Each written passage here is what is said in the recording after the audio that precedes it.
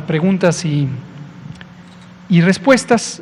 Solo quisiera comentar este tema de las personas con dificultad de movimiento que ayer se comentaba. Lástima que no está hoy para poder mencionar la plática de ayer, pero todo el mundo la presenció, la colega reportera de Animal Político, que ayer nos comentaba sobre que en el Estado de México no se está vacunando a las personas con dificultad de moverse, personas postradas, decía ella.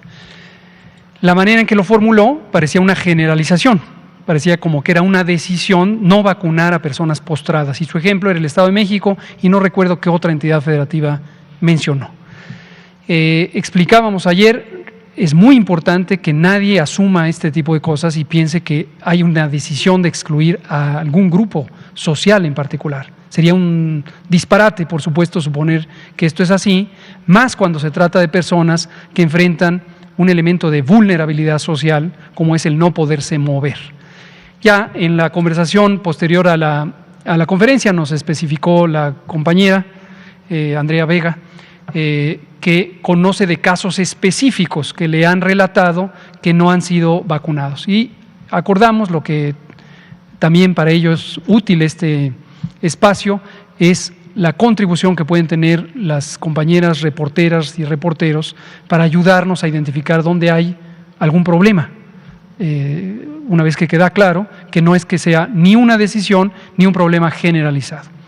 A lo largo del día de hoy, también a través de ustedes, en este caso Liliana Noble, quien se lo agradezco, nos facilitó uno de esos casos, una persona existente, muy específica, residente del Estado de México, que relata un problema precisamente así, elementos más, elementos menos. Su familiar es una persona adulta muy mayor que tiene un problema de osteoporosis, es decir, una gran propensión a fracturas en los huesos, y en su momento le atendió personal médico en una ambulancia como parte del operativo, pero consideraron que tenía un riesgo muy elevado de que se fracturara y no consideraron pertinente movilizarle a la unidad de vacunación.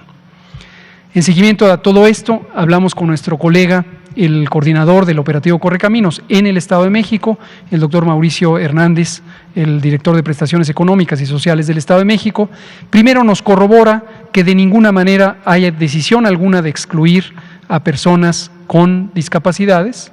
Segundo, que existe registro de cada una de las unidades operativas en comunidad de que sistemáticamente se ha estado vacunando a estas personas que tienen dificultades de movimiento.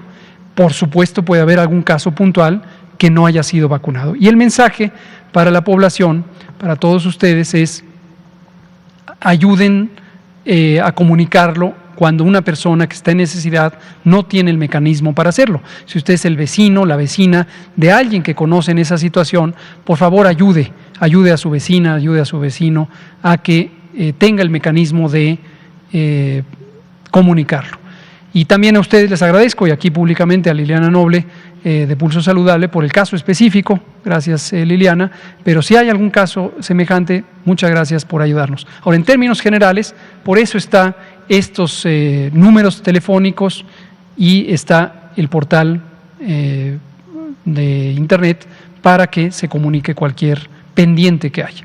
Muchas gracias por ayudarnos. Vamos a abrir a preguntas, comentarios, son las 19:24. Vamos a empezar con Juan Hernández, Arturo Contreras, nos seguimos allá con ustedes y nos pasamos de este lado. Gracias. Sí, buenas tardes.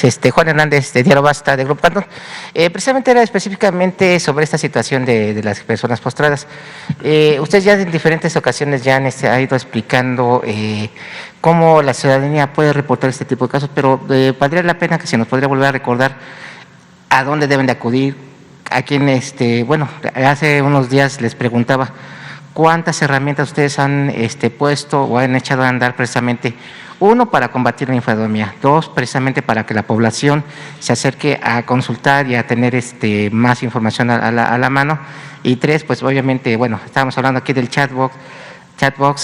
bot, perdón, de pues todo lo que han hecho, ustedes echado mano. Pero más o menos, ¿a dónde podrían acercarse a reportar estos casos? Teléfonos, algún en este caso chat, todo este tipo de pues herramientas que han puesto a la mano. Gracias. Cómo no, muchas gracias. Básicamente tenemos múltiples canales, múltiples. En el gobierno federal los tenemos desde el inicio de la epidemia. Uno de los que fueron muy utilizados en la parte más activa de la epidemia fue el número 800 de la Unidad de Inteligencia Epidemiológica y Sanitaria. Este es un número que tenemos siempre, antes de la epidemia ya estaba en funciones, precisamente para tener informes ciudadanos de situaciones que pudieran amenazar la salud pública. El número es 800-0044-800. Este todavía no es, permítame tantito, quítelo para que no se cree confusión. Ese número, 800 0044-800, es de la Unidad de Inteligencia Epidemiológica y Sanitaria, que está en la Dirección General de Epidemiología, que dirige el doctor José Luis Salomía. Este funciona las 24 horas al día, contestan personas reales, son médicas y médicos que están en esta unidad de manera específica y están entrenadas y entrenados o en proceso de entrenamiento sobre epidemiología. Después hemos puesto en servicio también otras maneras y de este momento que empezó el operativo de vacunación decidimos tener un número específico, no es tan fácil de recordar desafortunadamente, pero es un número específico. Y ahora sí, si es tan amable de ponerlo, y es lo que se ve en pantalla. Este centro de atención telefónica tiene 55 36 84 0370. 36 84 0370. Ahí se puede reportar todo. Se pueden hacer preguntas sobre vacuna COVID. No si hay un bache o si se necesita una ambulancia. Y no confundir que esto no es para atender emergencias. No es para hablar y decir está mi familiar enfermo. No, importantísimo, no confundirse con eso. Para eso está el 911, número universal de emergencias, que hemos mencionado muchísimas veces. Si usted tiene una persona que tiene COVID o tiene usted síntomas sugerentes de COVID, 911. Esto es aparte. Esto es para una situación como esta que relato, que nos hizo llegar Liliana. Mi familiar no fue vacunado, aquí. ¿De acuerdo? Y en la página vacunacovid.gov.mx hay una sección específica para informar los eventos asociados a vacunación, los ESAVI. El doctor Ricardo Cortés, director de Promoción de la Salud, quien ha puesto a disposición todo este material junto con su equipo de trabajo, está habilitando, precisamente a partir de la conversación de ayer, que ahora estamos extendiendo, está habilitando para que en este mismo portal no solamente se tenga la posibilidad de reportar eventos asociados a vacunación, sino situaciones varias sobre retos de acceso a la vacuna. ¿Mande? Pero hoy le vamos a dar algunos cambios para que sea más fácil. El mecanismo existe, es en la misma página, vacunacovid.gov.mx. ¿De acuerdo? Y finalmente este código QR es lo que presentó el propio Ricardo Cortés hace algunos días recientes. Es un mecanismo de información, ese no es para hacer reportes, es información, pero se hace un escaneo de ese código, todo este material estará público por supuesto, y se carga una aplicación, esto se llama chatbot, es la tecnología de hoy, y uno le va haciendo preguntas a la aplicación sobre las cosas que más frecuentemente pueden preguntarse. Tenemos otro para su sana distancia, que recordarán, lo pusimos a disposición desde hace mucho tiempo. ¿Sí? Entonces, por favor, ayúdenos a difundirlo, ya sea ustedes como comunicadores y comunicadoras, o usted que nos está viendo, corra la voz de que existen canales de comunicación para auxiliar a todo mundo. Y ayude a su vecino, por favor. Muchas gracias, Juan Hernández. Arturo Contreras, pie de página. Gracias, buenas noches, Arturo Contreras de Pie de Página. Un poco relacionado al tema de moda, ¿no? Igual nos llegaron por redes sociales consultas de personas que decían no han vacunado a mi abuelito, no han vacunado a mi abuelita, ¿no? Uno de estos casos en Azcapotzalco, en la Ciudad de México, ¿no? Otros casos en Guerrero. Entonces, saber ahí en dónde se está atorando la bolita, ¿no? Nos dicen, nos llegó el registro de vacunación, tenemos los datos y nos dijeron que nos iban a llamar cuando fueran a venir. Y ya pasaron 4 meses y no han venido. Entonces, a mi abuelita le pasó algo parecido, ¿no? Me dijo, yo ya me apunté para que me vacunen. Y me dice, yo creo que el gobierno cree que a esta pobre vieja ya más vale no ponerle la vacuna, ¿no? Eso lo dice en broma ella. Claro, claro. Entonces me dijo, puedes llevarme tú, y la llevé a la alcaldía de al lado, claro, ¿no? Pero hay mucha gente que no sabe, entonces, pues, y a la que le hacen esperar periodos largos, entonces saber claro. qué está pasando en este. Gracias por mencionarlo, Arturo, porque este es otro reto de comunicación importante. ¿Cuánto debo esperar entre la primera dosis y la segunda dosis? ¿Usted sabe cuánto tiene que esperar? Lo primero que hay que saber es qué vacuna le pusieron, porque dependiendo qué vacuna le pusieron, es el tiempo de espera. Si le pusieron la vacuna CanSino, no necesita esperar, ya está completamente protegida. Si le pusieron la vacuna Pfizer, entre 21 días y 35 días le debe llegar la cita para la segunda dosis. Pero si le pusieron la vacuna Astra, no le va a llegar la cita antes de 2 meses, quizá 3 meses, porque es el periodo que técnicamente, médicamente se recomienda para vacunar la segunda dosis de Astra. Si le pusieron la vacuna Sputnik, igual que a su vecina, quizá a su vecina la llamaron a los 28 días, pero hay un nuevo criterio que fue planteado por el Instituto Gamaleya de que la vacuna se puede ir hasta 3 meses, 90 días. Entonces, eso es importante, insisto en que es un reto de comunicación, porque identificamos, cuando hemos detectado casos semejantes que llegan por múltiples vías, averiguamos y resulta que era correcto, todavía no le tocaba la vacuna, porque la vacuna que le pusieron en la primera dosis corresponde. Quizá la abuelita de Arturo no. Ahora, respecto al otro elemento que se puede ayudar a solucionar, un saludo respetuosísimo para su abuelita, que nos está ayudando a dar un ejemplo posiblemente de uso general. Si a usted no le han llamado, pero ya sabe que están vacunando cerca de su casa, preséntese, no pasa nada, preséntese ahí. Ahí le van a asesorar, ahí hay personal, tanto de la Brigada Correcaminos, que es del gobierno federal, como quien auxilia y es del gobierno del estado, y son parte del operativo. Y le van a orientar, y a lo mejor le dicen, todavía no le toca, o le dicen, uy, disculpe, efectivamente ya le tocaba, pase por favor. Entonces, la idea del operativo de vacunación es que sea incluyente, los mínimos requisitos. Aquí no queremos burocracia y trabas, por favor. Sí, algunos casos son casos que les dicen, les hablamos y en 4 meses no hablan, y es de la primera vacuna, o sea, de la primera dosis, no de la segunda, no es nada más como eso. Nos preguntan también mucho de la vacunación a mujeres embarazadas en otros estados, ¿no? Si van a requerir los mismos requerimientos que en la Ciudad de México y demás, todos, o más bien ninguno. El requerimiento es el mismo. Aprovecho, estimado Arturo, para mujer embarazada, 2 requisitos. Que usted tenga 18 años de edad o más, que usted ya lleve 10 semanas de embarazo o más. Únicos requisitos.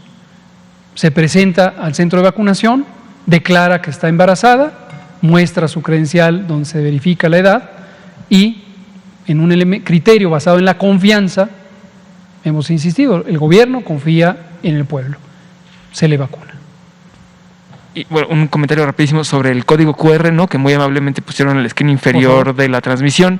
Nos dicen que se encima con el logo de Presidencia de la República, entonces, pues, bueno, hay como un lo vamos a mover, de problemas. Con mucho gusto. Y ahora con toda esta idea de aumentar la cantidad de la vacunación en México, ¿no?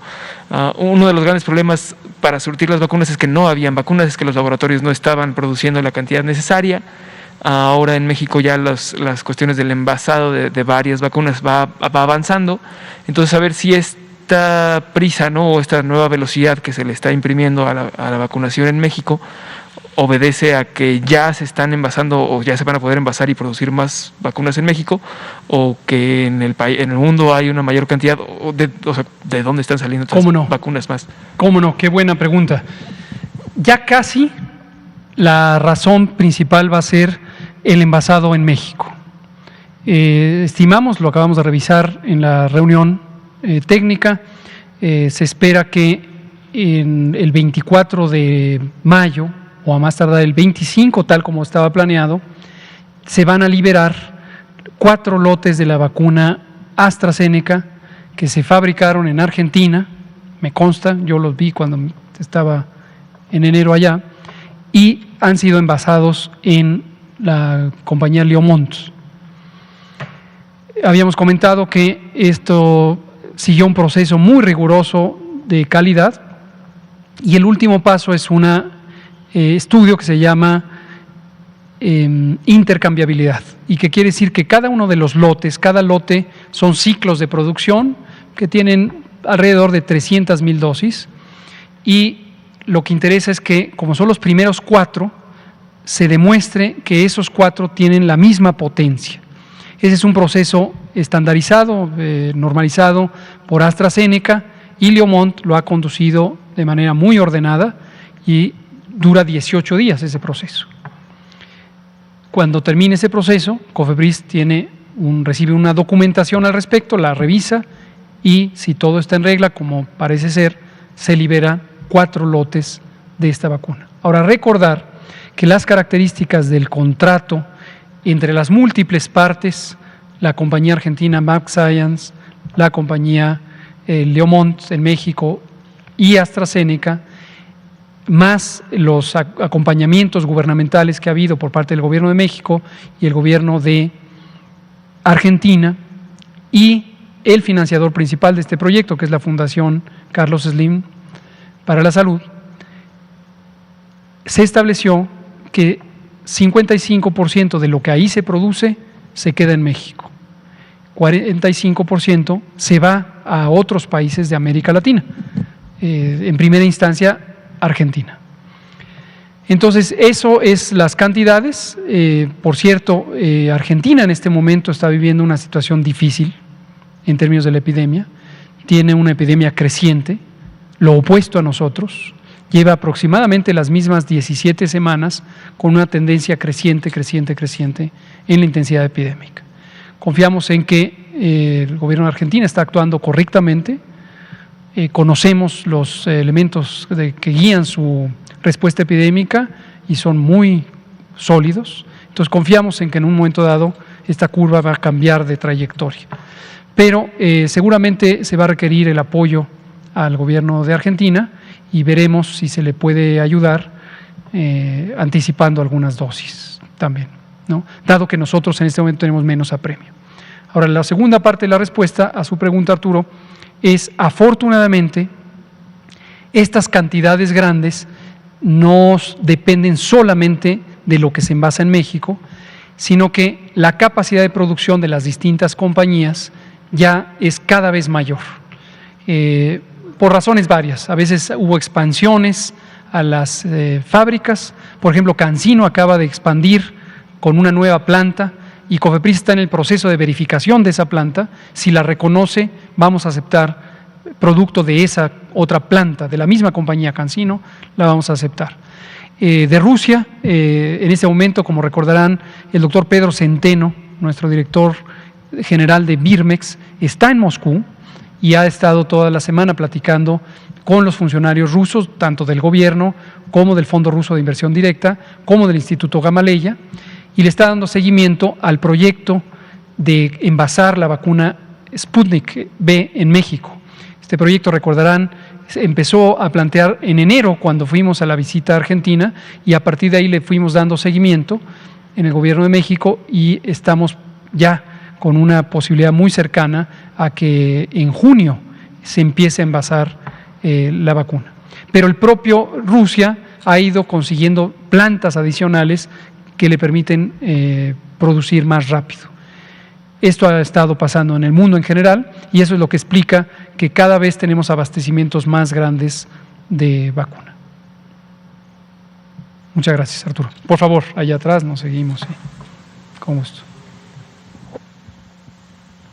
Buenas tardes, doctor Ratel. Oscar Sosa, de Enrete Digital. Mi pregunta es referente a la temporalidad de la vacuna. Nos ha llevado a redes sociales que nos dice la gente que si ya me vacuné, por ejemplo, el día de hoy y con alguna de las vacunas, ¿cuánto tiempo va a tardar esa vacuna? Si existe un registro de una temporalidad a futuro, o tendré que estarme vacunando continuamente para evitar un contagio, y también qué serían las medidas que tendría que hacer para poder protegerme, o quitarme ya el cubrebocas para siempre, o seguir utilizándolo. No sé cuál es la recomendación que usted nos da. Cómo no, muchas gracias, Óscar.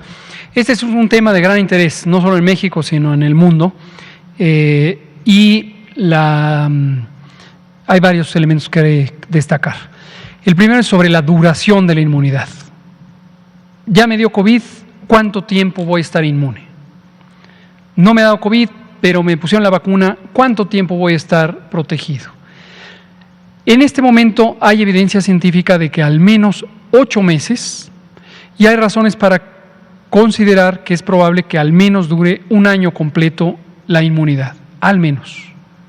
Es posible que dure más, pero la respuesta concreta a la pregunta importantísima de ¿me necesitaré revacunar o no?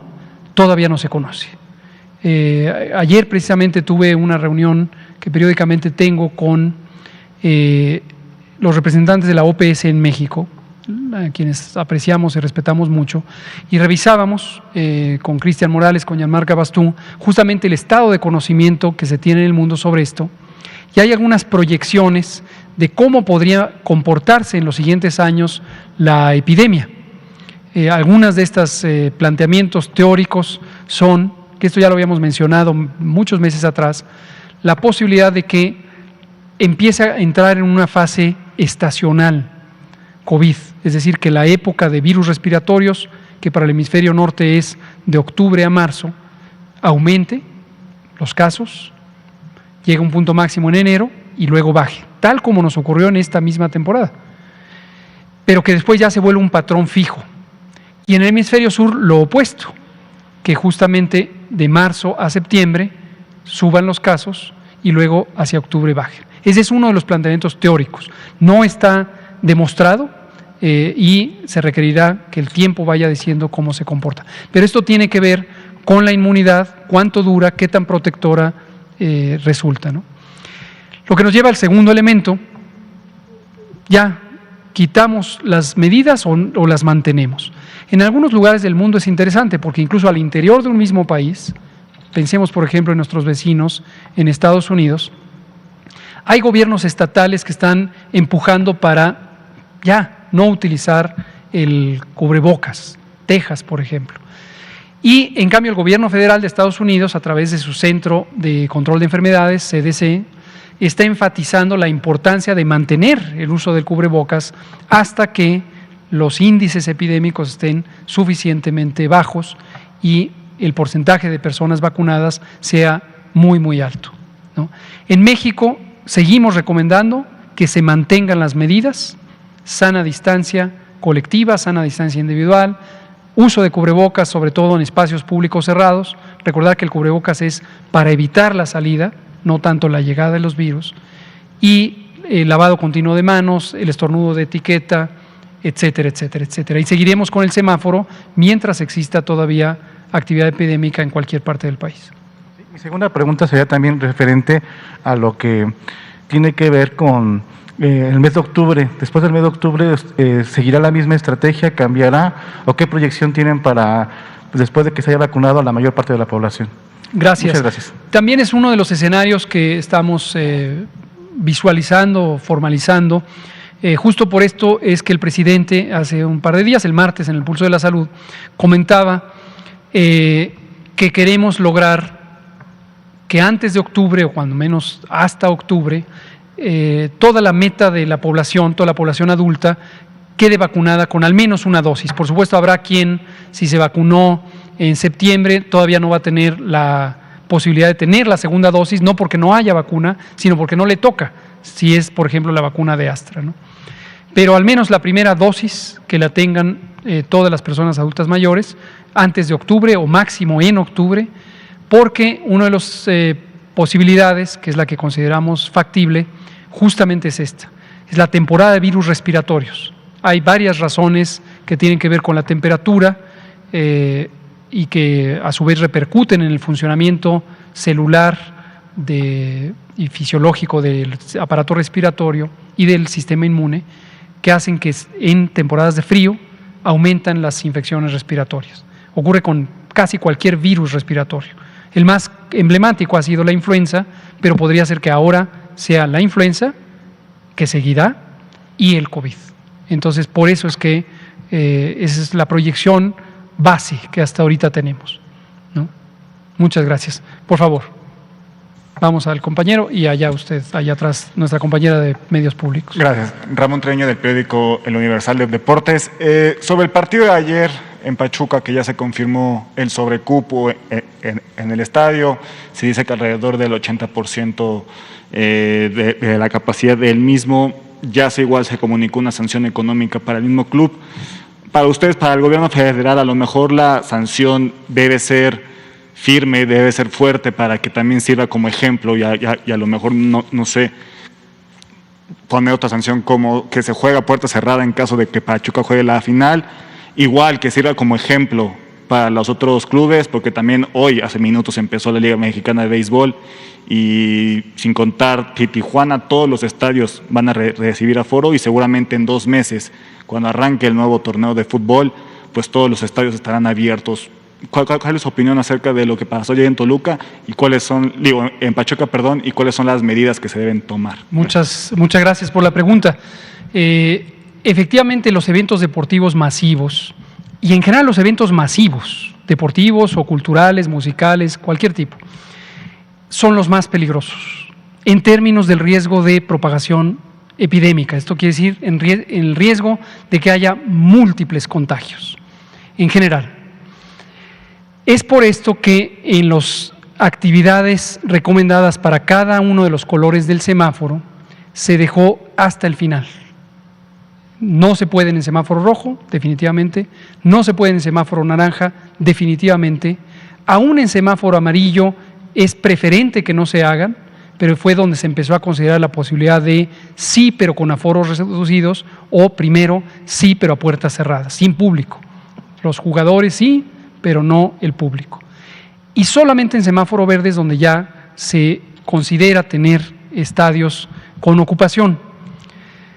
Es entendible, consideramos que es entendible y hasta legítimo que las personas empresarias del deporte, los que son dueños o accionistas del estadio, los que son dueños o accionistas de los equipos, los que participan en el resto de la derrama económica, como algunos la llaman, la venta de los propios boletos, la venta de comida, de bebidas, etcétera.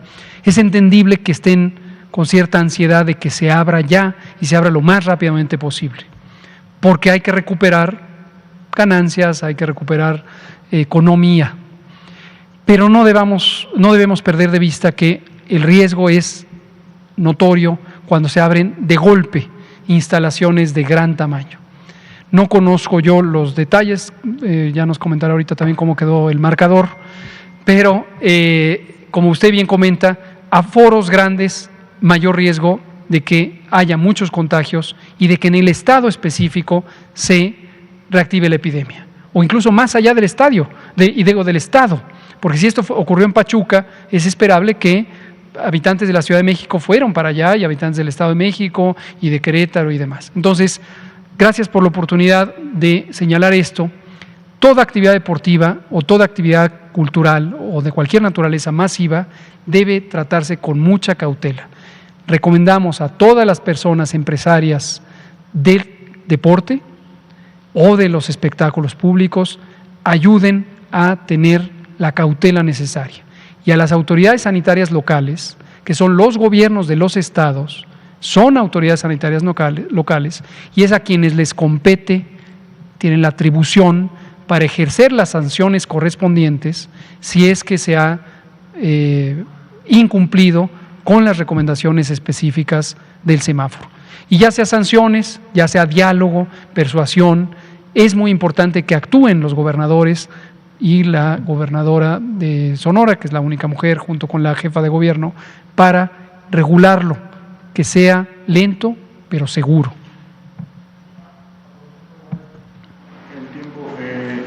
acerca del Hospital de Expansión en el Autódromo Hermano Rodríguez, ¿cómo va el cupo, sabiendo que igual, aprovechando el tema deportivo, pues que en octubre se espera la visita de la Fórmula 1 y pues, obviamente ahí es donde se realiza la situación y cuál es el porcentaje de posibilidad de que se pueda realizar con un aforo máximo de entre 50 hasta 100%, tomando en consideración, que es el último fin de semana de octubre? ¿Cómo no? De aquí a esa fecha sería una predicción muy aventurada, justo por lo que comentábamos a la pregunta de Óscar. Todavía muchas cosas pueden pasar de ahí entonces. En el escenario que contemplamos, como probable, como el más factible, es que tengamos una reducción sostenida, pero como hemos dicho siempre, y lo dejamos muy en claro para que nadie después no nos vaya a reclamar que no lo dijimos, en todo momento y de manera hasta cierto punto impredecible puede darse un cambio súbito en la tendencia de la curva epidémica. Esta mañana tuvimos también una reunión que tenemos cada 15 días con los gobernadores, la gobernadora y la jefa de gobierno, y mencionamos esto precisamente, el ejemplo de Europa Occidental. Los países de Europa Occidental habían tenido una reducción muy significativa de la epidemia y súbitamente, y el país que inició con esto fue Italia, súbitamente empezaron a tener aumentos epidémicos y luego se propagó por toda la región y luego se extendió a Europa Oriental. Entonces, eso le puede pasar a cualquier país, a cualquier estado al interior de un país o a cualquier región. Como hemos dicho, esperanza y prudencia están actuando al mismo tiempo. Tengamos esperanza, casi 18 semanas de reducción es muy alentador, pero mantengámonos con prudencia, porque si se empieza a acelerar el abrir actividades, sobre todo estas de gran tamaño, de gran cantidad de personas, puede ser el punto de quiebre para que empiece la actividad epidémica en gran escala. Muchas gracias. Allá, por favor, nuestra compañera de medios públicos. Gracias, buenas noches. Arely Villalobos, de Canal 14. Preguntarle, tenemos información de que ayer autoridades de Laredo, en Estados Unidos, hicieron un llamado a la población mexicana, una invitación a que podían ir a vacunarse a la entidad, si tiene información al respecto. Y retomando esta pregunta, también preguntarle respecto al turismo de vacunación, ¿qué le diría a la población al respecto? Si tiene recomendaciones, ¿qué puede señalar? Gracias. Muchas gracias. Este es un tema de gran interés en las regiones fronterizas, precisamente. No conozco sobre este llamado que presuntamente, de acuerdo a lo que usted nos relata, hubieran hecho autoridades en Nuevo Laredo o en Laredo, pero hablemos del caso general. En la frontera, en este caso en la frontera México-Estados Unidos, pero podría ocurrir en cualquier otra frontera, desde luego puede darse la circunstancia de que un país tenga una mayor disponibilidad de vacunas que el otro país. Y esto invita al deseo, sobre todo en estas comunidades fronterizas hay una gran movilidad local, entonces invita al deseo de decir, bueno, me paso la frontera, me vacuno allá. Y en términos de salud pública, uno podría pensar, no hay ningún inconveniente. Si esto es un acto espontáneo, cada familia libremente decide, asume el riesgo que pudiera implicar cualquier situación no prevista que pudiera ocurrirle cuando se vacuna en un país que no es, en el cual tiene derechos constituidos de acceso a la protección de la salud, de respuesta ante una reacción adversa, etc. Entonces, esa sería una consideración. La otra sería, muy importante, que esto no sea un acto programado u organizado que genere desbalances. Por ejemplo, hipotéticamente, que alguien esté organizando estos tours o recorridos o caravanas para llevarse a las personas trabajadoras, por ejemplo, de las maquiladoras en la frontera, ofreciendo ya estos paquetes de vacunación allá. Eso en un momento dado lo que podría también exponer es a que vacunas que no están autorizadas en México y ya están en Estados Unidos pudieran ser las vacunas que se ofrezcan. Y la consecuencia importante de eso es el gobierno de México se puede hacer responsable y se hace responsable de las vacunas que ha autorizado COFEPRIS para nuestro territorio, que son las 5 conocidas: Pfizer, Astra, Sputnik V, CanSino y Sinovac.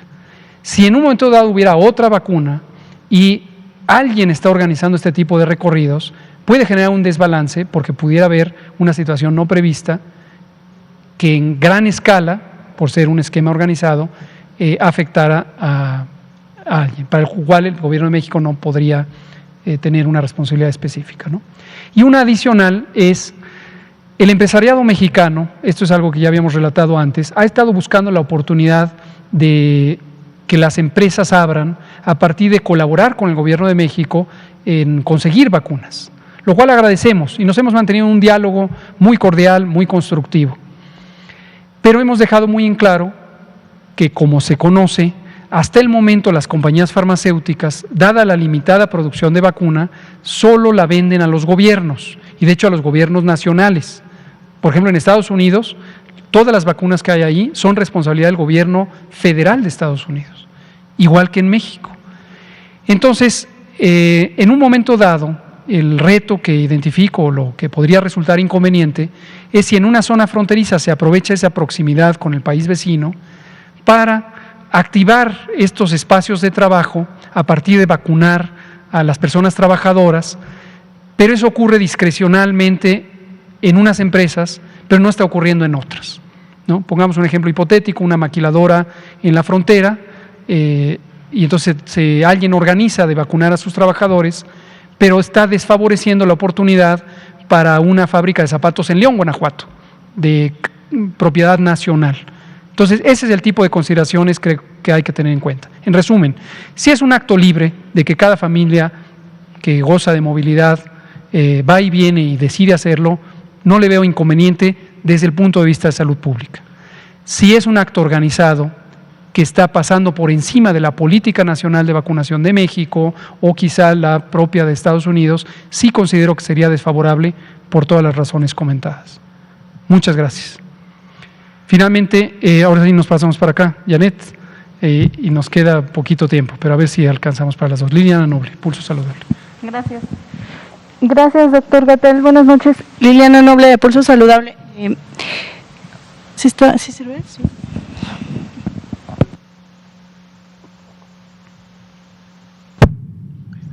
Buenas noches, Liliana Noble, de Pulso Saludable. Hoy se conmemora el Día Mundial de las Abejas. En temas de salud alimentaria, ¿de qué forma el gobierno federal contribuirá a proteger a estos polinizadores tan importantes? Hoy platicaba en el programa de radio con el doctor Ricardo Cortés y me hacía la reflexión de la importancia, ¿no?, de estos polinizadores en el mundo. Y ayer se presentaba la encuesta serológica de cero prevalencia de Guanajuato y decía el director del Instituto Nacional de Salud Pública que es un tema muy importante, que hay que poner especial atención a la salud alimentaria. No sé si hayan preparado o tengan pensado preparar algo, doctor, al respecto de salud alimentaria. Leía un artículo muy interesante de la Unión Americana, en particular de Los Ángeles, y hablaba del tema de la COVID y la salud alimentaria durante el confinamiento y prácticamente en Santa Bárbara, por ejemplo, y cómo se redujo y se puso en riesgo. Aquí estarían pensando hacer o presentarnos algún tema relacionado a la salud alimentaria, y qué sería con el tema, pareciera que no, pero sin polinizadores el ser humano no existiría. Gracias. Muchas gracias, Liliana. Indiscutiblemente el tema de salud alimentaria es un tema de alta prioridad para el gobierno de México. Lo abordamos desde que empezó la administración. Recordarán que el 14 de febrero de 2019, a menos de 2 meses de haber entrado al gobierno, estableció el doctor Alcocer el Grupo Intersectorial de Salud Alimentación, que después se convirtió en Salud, Alimentación, Medio Ambiente y Competitividad, GISAMAC. Este grupo es un ejercicio de colaboración multiinstitucional que tiene como agenda fundamental el hacer modificaciones estructurales, algunas que podrían requerir cambios legales o reglamentarios, para lograr que tengamos un sistema agroalimentario socialmente justo, saludable, ecológicamente sostenible y económicamente competitivo, basado sobre todo en el incentivo de las economías sociales, las economías de terreno, las de pequeña escala, tanto rurales como urbanas. Este grupo no se ha interrumpido, a pesar de la pandemia nos seguimos reuniendo, seguimos avanzando. El etiquetado frontal de alimentos fue producto del trabajo de GISAMAC y vamos a seguir. El doctor Juan Rivera, director del Instituto de Salud Pública y miembro de GISAMAC, ha venido varias veces aquí a comentar esto, también otros funcionarios y funcionarias, y yo creo que en unos par de semanas vamos a retomar sobre la agenda de GISAMAC. Afortunadamente se nos acabó el tiempo porque de abejas sé muy poco y solo podría decir que bueno, conservemos a las abejas porque sí son muy importantes. Muchas gracias. 20 horas con 1 minuto y nos vemos mañana.